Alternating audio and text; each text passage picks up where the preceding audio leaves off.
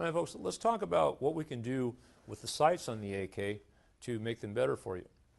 One of the biggest complaints about the AK is the rear sight. The rear sight is normally a rectangular shape with a very small notch, and you can see that in the insert.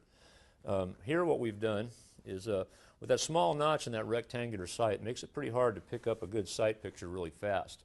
So one of the things that we've found, and my optometrist explained this to me, that when you have too many right angles, it's confusing to the eye. Also, the notch being so narrow, to include her thoughts on this as well as mine, we widened the notch to be able to get a quicker acquisition of the front sight, but we also radiused off the outer corners here. And when you actually look at this, you'll find that taking away those two outer right angles really tends to draw your eyes into the center of where you're going to find the sight, which is what you want to get to that front sight and get it aligned as quick as possible, get your sight picture back on target. So by doing these simple things to your rear sight, you can really improve your sight acquisition and your speed time it takes to get there and get back on the target.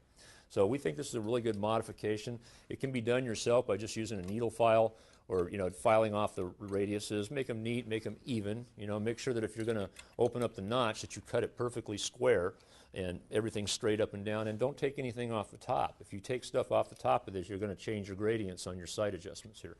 So keep your top level, but radius the corners and open up the notch a little bit, and you'll be in a lot better shape for getting a better sight picture.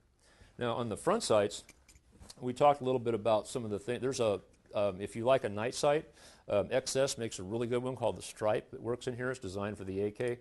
It replaces the post, it replaces the drum, and then it screws down on the top and it seats with a screw and some Loctite, and it gives you a nice vertical tritium sight for the front end of the gun if you like night sights on the gun.